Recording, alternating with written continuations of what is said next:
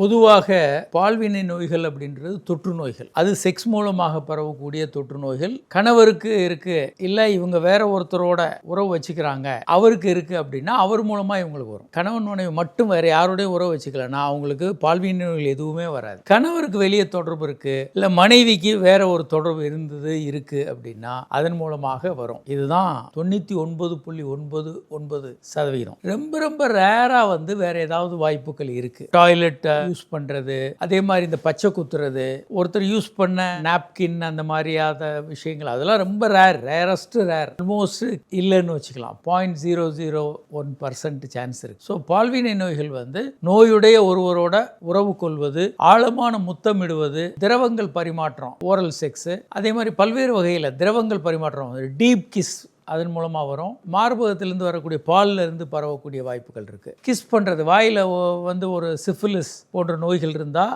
அதன் மூலம் பரவும். கிஸ் பண்ணுறதுனாலையும் பரவும். அதனால் ஒரு நோயுள்ள நபரோட இன்டிமேட் நெருக்கமாக இருக்கும்போது வர வாய்ப்பு இருக்கிறது.